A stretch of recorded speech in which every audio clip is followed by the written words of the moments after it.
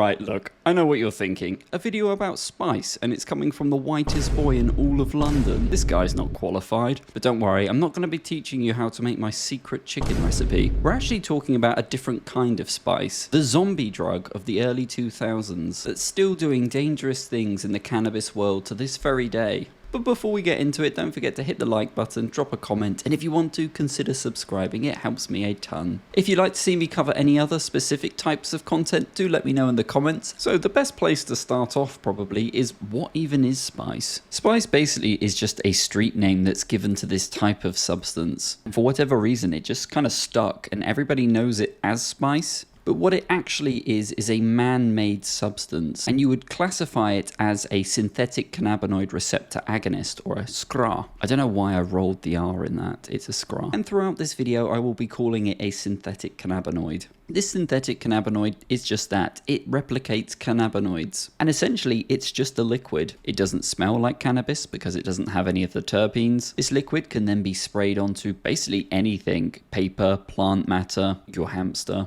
But when spice, or these synthetic cannabinoids, hit the market in the early 2000s, they were sold in colourful packets in corner shops or online, with names like K2, Black Mamba, and I'm sure you've probably heard these before because they were very popular and very infamous. And even on the packaging it would say not safe for human consumption, or herbal incense, which was basically just legal loopholes because everybody knew that people were essentially smoking it. And I know what you're thinking, but Sam, how was this even legal? Great question. Before the Psychoactive Substances Act 2016, many of these synthetic cannabinoids and novel psychoactive substances were legal. This is because the Misuse of Drugs Act 1971 illegalized substances based on their exact chemical structure, and basically very smart chemists exploited this by tweaking the banned components to create new ones with similar effects. But because these new versions weren't listed because they essentially were not part of the exact chemical structure of the banned substance, they were technically legal to sell, and this loophole kept the law essentially one step behind for many years, which then led to the Psychoactive Substances Act 2016, which was a broader law that banned anything with a psychoactive effect, regardless of its chemistry. But why are these synthetic cannabinoids so dangerous?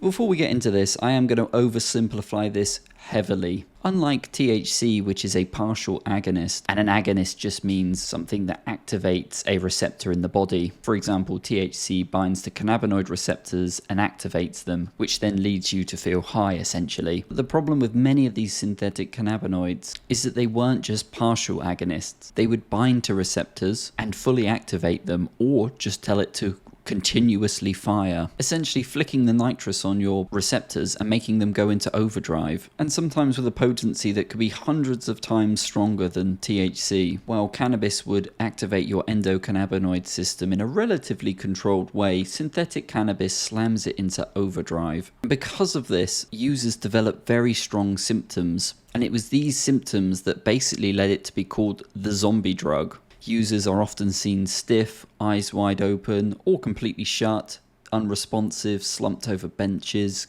collapsing mid-step. But what's actually happening? These overloaded cannabinoid receptors send the brain into all-out chaos, triggering a cluster of extreme symptoms ranging from psychosis, which is typically defined as having vivid hallucinations, paranoid delusions, disorganized thoughts, and in some users this could last for days, weeks, and in some cases even months. Another symptom was catatonia. This is where a user's body will essentially shut down, or users may become essentially stiff and rigid in very strange positions. But catatonia can also display as mutism, stupor, where someone is essentially conscious but unresponsive. But it's not just catatonia, it's also psychomotor impairments, where users may become very slow or appear sluggish. Other symptoms include delirium, severe agitation, and even seizures and paralysis. So it's quite scary stuff. But let's talk a little bit about where is it actually found. In the early 2000s, these synthetic cannabinoids were typically sprayed onto plant matter, or herbs, typically damiana, marshmallow leaf, or mullein.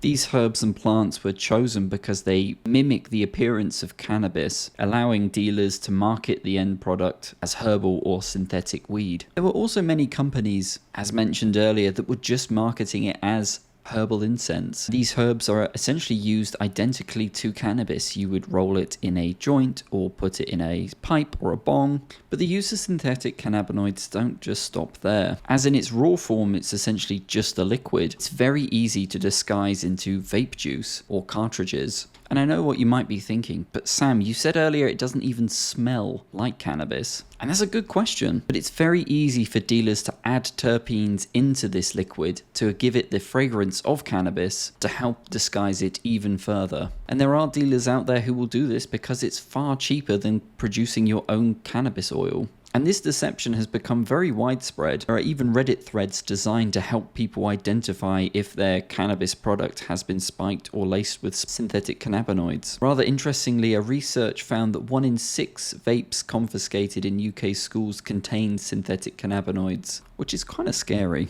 But as it's just a liquid, it doesn't even need to be disguised as cannabis or sprayed onto plant matter. It could be sprayed onto paper, which can then be easily smuggled into a prison. And this has led to synthetic cannabinoids being one of the most trafficked substances in UK prisons. I think it would be also important to mention that it has been known for dealers to spray these synthetic cannabinoids on weaker bud, making it seem more potent or mimic a stronger strain. And all of this is for profit. Spice is cheap to produce and it's easy to disguise and difficult to detect. But are all synthetic cannabinoids dangerous? Well, not really. As with most things, it lies on a spectrum. Some synthetic cannabinoids are hyperpotent, but others not so much. But that's kind of where the danger lies. You just don't know. One dose may feel mild and very similar to a cannabis high because it's activating the same receptors, or another dose can be essentially overwhelming and even in some cases life-threatening. But let's also look into, is it even possible to identify if a product's been laced or is a synthetic cannabinoid? If we're talking about vape liquids, some users believe that if it's clear, that means that it's a synthetic cannabinoid, and if it's brown, it means it's THC. Typically, cannabis oil can be a full spectrum of colors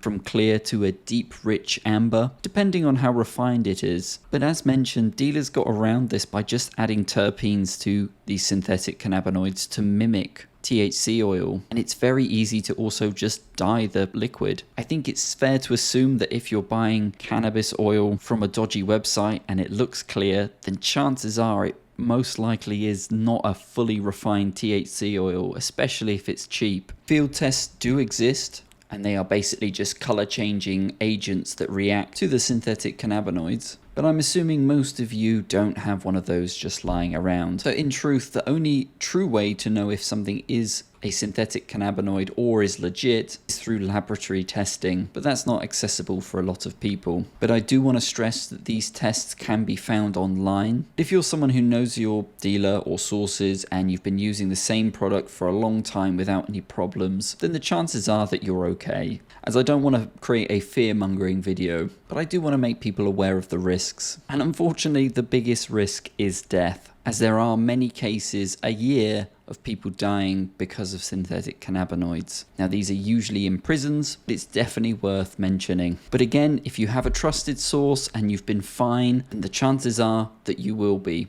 Sometimes it is just about common sense. If you are buying off a dodgy website and you can see a picture and it's a clear liquid, then chances are it's too good to be true. So be safe and be smart. And again, I really don't want to scare anybody, but I think it's important to know what's actually out there, because the more we understand, the better we can protect ourselves and others. So thank you so much for sticking through this one with me. It's been a bit of a heavier one, let's not deny that.